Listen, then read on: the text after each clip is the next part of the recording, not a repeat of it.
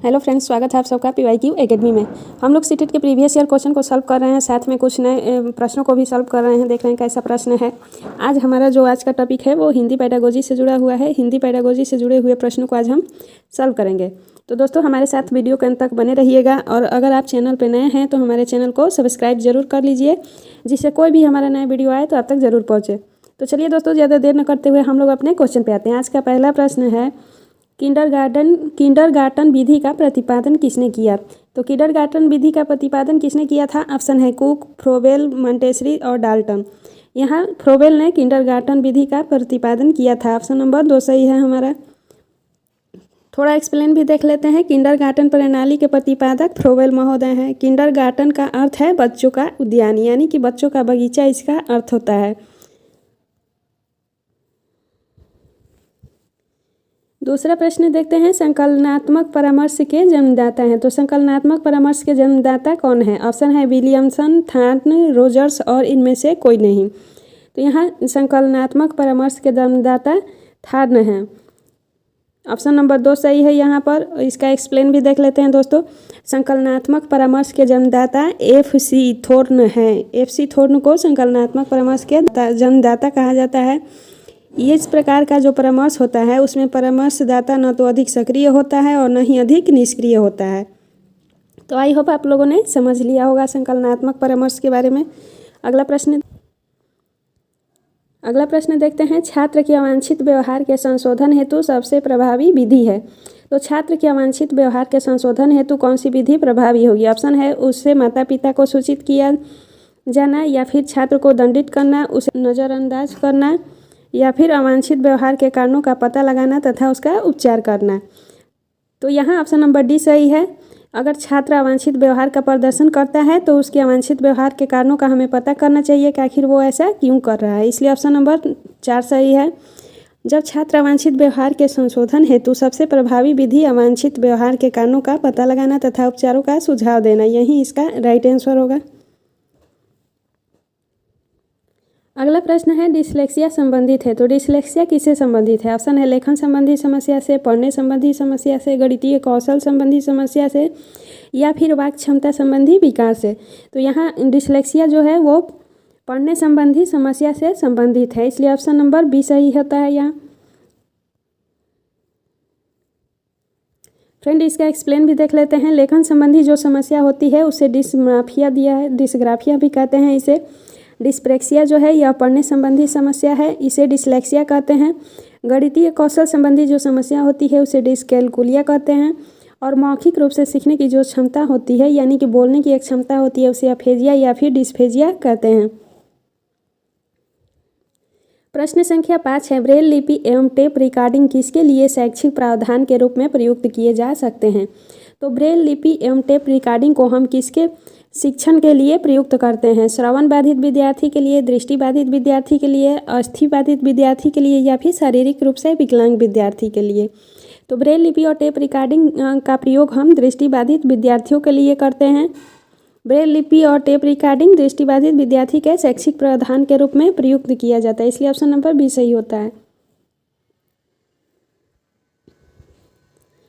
Question number 6 है, CWSN का अर्थ है। तो CWSN का क्या अर्थ है? ऑप्शन है विशिष्ट आवश्यकता वाले बच्चे, मजबूत आवश्यकता वाले बच्चे, एकांगी आवश्यकता वाले बच्चे, या फिर मृदु आवश्यकता वाले बच्चे।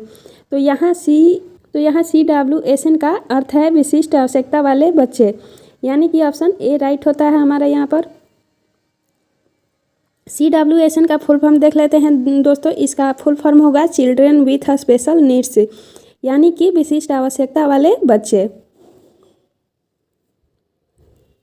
अगला प्रश्न देखते हैं, निम्नलिखित में से कौन सा परामर्श का एक तत्व नहीं है? तो परामर्श का कौन सा एक तत्व नहीं है? ऑप्शन है वृत्तिक विधि, साक्षात्कार, विश्वास, या फिर संप्रेषण। तो यहाँ परामर्श का जो तत्व नहीं है उसे वृत्तिक विधि कहते हैं। बाकी साक्षात्कार, विश्वास और संप्रेषण ये तीनों परामर्श के तत्व हैं, इसलिए यहाँ ऑप्शन नंबर A हमारा राइट होता है। अगला प्रश्न है, मनोविज्ञानशाला उत्तर प्रदेश में कहाँ अवस्थित है? तो मनोविज्ञानशाला कहाँ पर अवस्थित है? ऑप्शन है आगरा में, लखनऊ में, इलाहाबाद में, या फिर वाराणसी में। तो मनोविज्ञानशाला जो है वो इलाहाबाद में स्थापित है। इसे 1900 1942 में स्थापित किया गया था। और इसकी स्थापना किसने की थी भारत में? तो इसके संस्थापक थे आचार्य नरेंद्र देव की अध्यक्षता में इसकी स्थापना की गई थी। अगला प्रश्न है दोस्तों, जो संबंध स्किनर चूहों से एवं थर्नडाइक का बिल्लियों से था, वही संबंध कोहलर का किससे था? यानी कि स्किनर ने अपना प्रयोग चूहों पर किया था, थर्नडाइक ने बिल्लियों पर अपना प्रयोग किया था, तो कोहलर ने अपना प्रयोग किस पर किया था? ऑप्शन है बंदरों से, कुत्तों से, मुर्गियों से या फिर वनमानुषों से। तो यहाँ कोहलर ने अपना प्रयोग वनमानुषों पे किया था, इसलिए ऑप्शन नंबर डी सही है।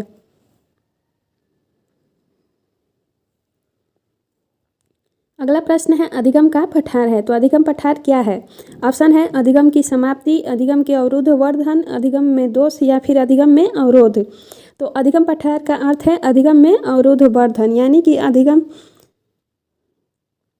का कुछ भाग अत्यंत कम उन्नति प्रदर्शित करता है, नगण्य उन्नति को प्रदर्शित करने वाले इस प्रकार के अधिगम को अधिगम पठार कहते हैं।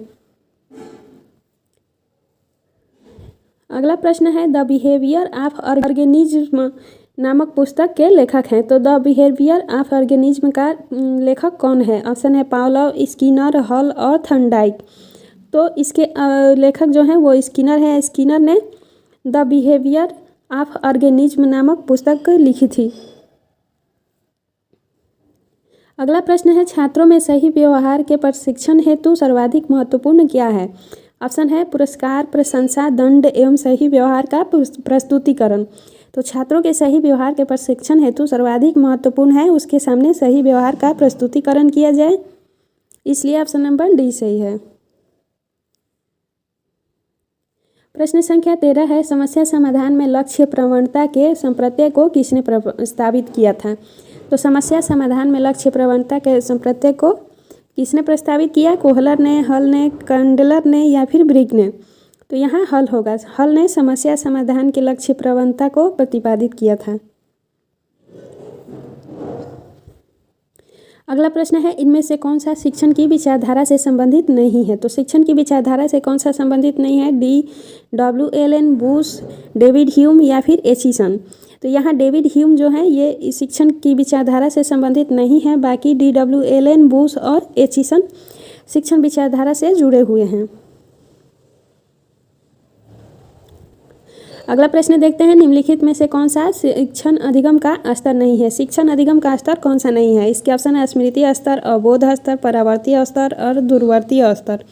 यहाँ जो शिक्षण अधिगम का स्तर नहीं है उसे दूरवर्ती स्तर कहते हैं, बाकी स्मृति स्तर, अवबोध स्तर और परावर्ती स्तर ये शिक्षण अधिगम के 3 स्तर हैं, यानी कि इन्हें लेवल कहा जाता है, टीचिंग लेवल है। अगला प्रश्न देखते हैं दोस्तों निम्नलिखित में से कौन सी कक्षा शिक्षण में जनतांत्रिक शिक्षण नीति नहीं है? तो जनतांत्रिक शिक्षण नीति इनमें से कौन सी नहीं है? ऑप्शन है अन्वेषण, व्याख्यान, योजना या फिर मस्तिष्क उद्वेलन।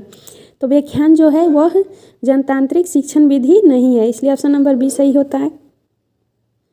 अगला प्रश्न देखते हैं दोस्तों निम्नलिखित में से कौन सा फैंडलर की अंतःक्रिया विश्लेषण प्रणाली से संबंधित नहीं है? फ्लैंडर की अंतःक्रिया विश्लेषण प्रणाली से संबंधित कौन सा नहीं है? शिक्षक कथन, छात्र कथन, अभिभावक कथन या फिर मौन? तो यहाँ जो अभिभावक कथन है यह फ्लैंडर के अंतःक्रिया विश्लेषण से संबंधित नहीं है, बाकी शिक्षक कथन, छात्र कथन और मौन उन्होंने 3 प्रकार के अंतःक्रिया विश्लेषण में प्रणाली को सम्मिलित किया था। अगला प्रश्न है संभाषण में अर्थ की लघुत्तम इकाई है? तो संभाषण में यानी कि भाषण में, भाषा में अर्थ की लघुत्तम इकाई क्या है? ध्वनिग्राम, रूपग्राम, पद और फिर शब्द। तो यहाँ रूपग्राम जो है वो संभाषण में अर्थ की लघुत्तम इकाई है, इसलिए ऑप्शन नंबर बी राइट होता है। अगला प्रश्न है हम करके सीखते हैं किसने कहा था? तो यह किसने कहा था? डॉक्टर मेस ने, योकम ने, सिम्पसन ने या फिर कोलसेनिक ने? तो यह डॉक्टर मेस ने कहा था कि हम करके सीखते हैं, इसलिए ऑप्शन नंबर ए राइट होता है।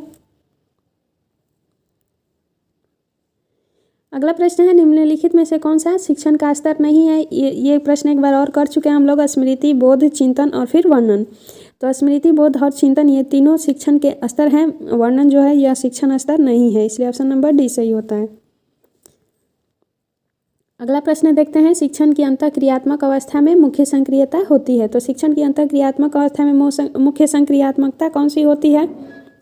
ऑप्शन है क्रिया प्रतिक्रिया की, निदान की, प्रत्यक्षीकरण की या फिर उपयुक्त सभी की। तो यहाँ उपयुक्त सभी होगा। अंतःक्रियात्मक अवस्था में क्रिया प्रतिक्रिया शामिल होती है, निदान शामिल होती है और प्रत्यक्षीकरण भी शामिल होती है। इसलिए उपयुक्त तीनों यहाँ सही है, इसलिए ऑप्शन नंबर 4 राइट होता है। दोस्तों उम्मीद है आप सभी को आज का ये सेशन पसंद आया होगा, तो हमारे चैनल को लाइक शेयर एंड सब्सक्राइब जरूर कीजिए। इसे अधिक से अधिक अपने दोस्तों में भी शेयर कीजिए। Thanks for watching this video.